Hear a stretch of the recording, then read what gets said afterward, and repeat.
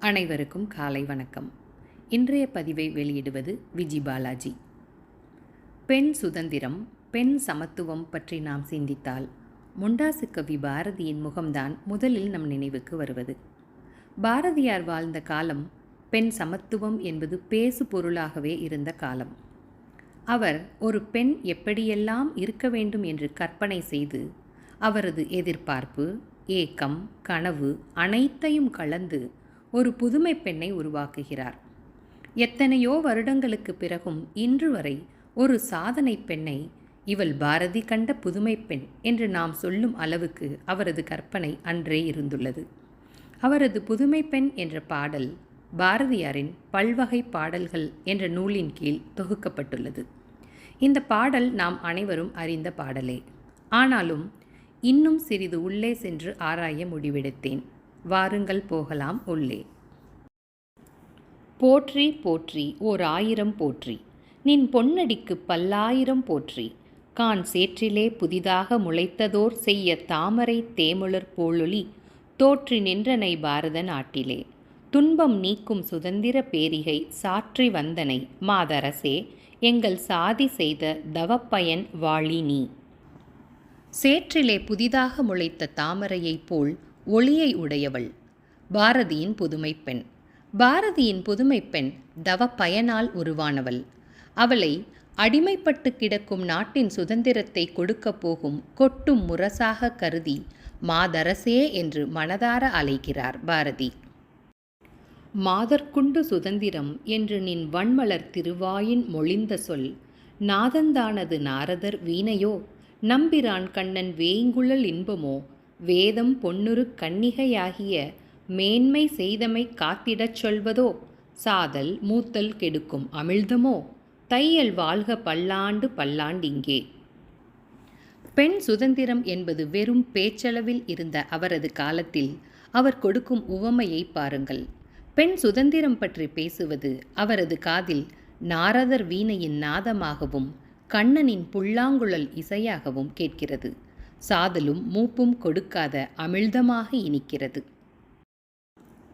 அறிவு கொண்ட மனித உயிர்களை அடிமையாக்க முயல்பவர் பித்தராம். நெறிகள் யாவினும் மேம்பட்டு மானிடர் நேர்மை கொண்டுயர் தேவர்கள் ஆதற்கே, சிறிய தொண்டுகள் தீர்த்தடி மைச்சுருள் தீயிலிட்டு பொசுக்கிட வேண்டுமாம், நறிய பொன்மலர் மென்சிறு வாயினால் நங்கை கூறும் நவீனங்கள் கேட்டீரோ. பெண்களை அறிவு கொண்ட மனித உயிர்களாக பாவிக்க வேண்டுமென்றும் அவ்வாறில்லாமல் அடிமையாக்க முயல்பவர்கள் பித்தர்கள் என்றும் சாடுகிறார். பெண்ணடிமையை கூறும் நூல்களை தீயிட்டு கொளுத்த வேண்டும் என்கிறார். ஆணும் பெண்ணும் நிகரெனக் கொள்வதால் அறிவிலோங்கி இவ்வையம் தலைக்குமாம், பூணு நல்லறத்தோடிங்கு பெண்ணுரு போந்து நிற்பது தாய் சிவசக்தியாம், நானும் அச்சமும் நாய்கர்க்கு வேண்டுமாம், ஞான நல்லறம் வீர சுதந்திரம் பேணு நற்குடி பெண்ணின் குணங்களாம், பெண்மை தெய்வத்தின் பேச்சுக்கள் கேட்டீரோ. அறிவில் ஓங்கி இந்த வையகம் தலைக்க வேண்டுமானால் ஆணையும் பெண்ணையும் நிகரெனக் கொள்வது அவசியம் என்ற பொருளாதார கொள்கையை அன்றே அவரது பாடலில் வலியுறுத்தியுள்ளார்.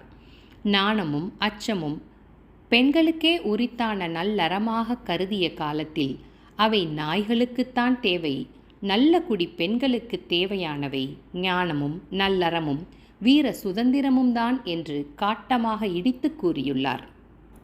நிலத்தின் தன்மை பயிர்க்குளதாகுமாம், நீசத் தொண்டு மடமையும் கொண்டதாய், தளத்தில் மாண்புயர் மக்களை பெற்றிடல் சாலவே எறியதாவதோர் செய்தியாம், குலத்து மாதர்க்கு கற்பியல்பாகுமாம், கொடுமை செய்தும் அறிவை அளித்தும் அந்நலத்தை காக்க விரும்புதல் தீமையாம், நங்கை கூறும் வியப்புகள் கேட்டீரோ.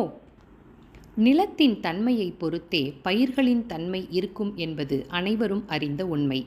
அறிவில் ஓங்கிய பெண்களால் தானே அறிவான குழந்தைகளை பெற்றுத்தர முடியும் என்று அழகான கேள்வியை எழுப்புகிறார். நல்ல குலத்தில் பிறந்தோர்க்கு கற்பு என்பது இயல்பானது. அதை கொடுமைப்படுத்தியும் அறிவை அளித்தும் காப்பது எவ்வளவு கொடியது என்று ஆதங்கப்படுகிறார். புதுமை பெண்ணிவள் சொற்களும் செய்கையும் பொய்மை கொண்ட களிக்கு புதிதன்றி, சதுமறைப்படி மாந்தர் இருந்தனால் தன்னிலே பொதுவான் வழக்கமாம், மதுரத் தேமொழி மங்கையர் உண்மை தேர் மாதவப் பெரியோருடனொப்புற்றே முதுமை காலத்தில் வேதங்கள் பேசிய முறைமை மாறிட கேடு விளைந்ததாம். இந்த கலிகாலத்தில் பெண் சுதந்திரம் மற்றும் சமத்துவம் பற்றி பேசுவது புதிதாக தெரியலாம். ஆனால் வேத காலத்திலேயே மாதர்களுக்கு மரியாதையும் சமத்துவமும் இருந்ததுதான் வழக்கம். அதை மாற்றி கேடு விளைவிக்க வேண்டாம் என்று மன்றாடுகிறார். நிமிர்ந்த நன்னடை, நேர்கொண்ட பார்வையும், நிலத்தில் யாருக்கும் அஞ்சாத நெறிகளும், திமிர்ந்த ஞானச் செருக்கும் இருப்பதால் செம்மை மாதர் திரம்புவதில்லையாம். அமிழ்ந்து பேருருளாம் அறியாமையில் அவளமெய்திக் கலையின்றி வாழ்வதை உமிழ்ந்து தள்ளுதல் பெண்ணறமாகுமாம் உதய கன்னி உரைப்பது கேட்டீரோ? பாரதியாரின் புதுமை பெண் நாணி தலை குனிந்து நிலம் பார்ப்பவள் அல்ல. நிமிர்ந்த நன்னடையும் நேர்கொண்ட பார்வையும் கொண்டவள். யாரையும் கண்டு அஞ்சாமல் அறிவால் வந்த செருக்கை கொண்டவள். அப்படி இருந்த போதும் செம்மையானவள். அறியாமையில் அமிழ்ந்து வாழ்வதை அறவே விடுத்து வெளிவருவதை பெண் நரமாக கொண்டவள் பாரதியின் புதுமை பெண். உலக வாழ்க்கையின் நுட்பங்கள் தேரவும், ஓது பற்பல நூல்வகை கற்கவும், இலகு சீருடை நாற்றிசை நாடுகள் யாவுஞ்சென்று புதுமை கொணர்ந்திங்கே திலக வானுதலார் நங்கள் பாரத தேசமோங்க உழைத்திடல் வேண்டுமாம். விலகி வீட்டிலோர் பொந்தில் வளர்வதை வீரப் பெண்கள் விரைவில் ஒழிப்பாராம். பாரதி கண்ட புதுமை பெண் நாற்றிசை நாடுகளும் சென்று பலவக நுட்பங்களையும் நூல்களையும் பயின்று பாரத நாட்டிற்கு புதுமை கொண்டு வருபவள். வீட்டில் ஒரு பொந்தில் ஒளிந்து விலகி நிற்காமல் வீர பெண்ணாக வலம் வருபவள்.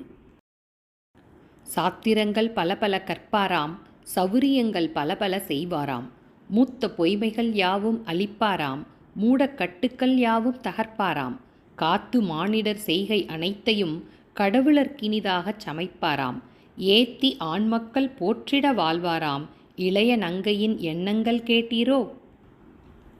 சாத்திரங்கள் பல கற்று சௌரியங்கள் பல செய்து மூத்த பொய்களையும் மூடக்கட்டுக்கள் அனைத்தையும் தகர்த்து எறிபவள் பாரதியின் புதுமை பெண். ஆண்மக்கள் போற்றிட அறிவிலோங்கி விளங்குபவள் நம் புதுமை பெண். போற்றி போற்றி ஜெய ஜெய போற்றி, இப்புதுமை பெண்ணொளி வாழி பல்லாண்டிங்கே.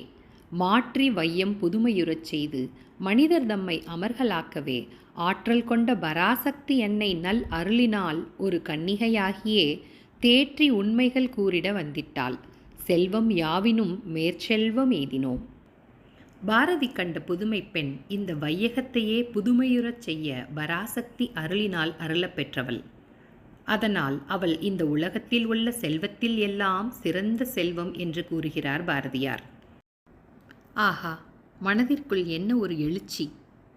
பொருளுணர்ந்து படித்த அனைவரும் புதுமை பெண்ணாகவே மாறிவிட்டோம் அல்லவா? அல்லது புதுமை பெண்களை உருவாக்க ஆயத்தமாகிவிட்டோம் அல்லவா? தொலைநோக்கு பார்வையுடன் அவர் எழுதிய இந்த கவிதையில் பாதிக்கு மேல் நனவாகிவிட்டதல்லவா? மீதியும் நனவாக முயல்வோம் நாம். முயற்சி திருவினையாக்கும்.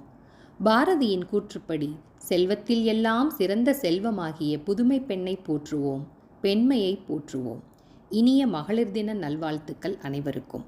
நன்றி. விஜி பாலாஜி.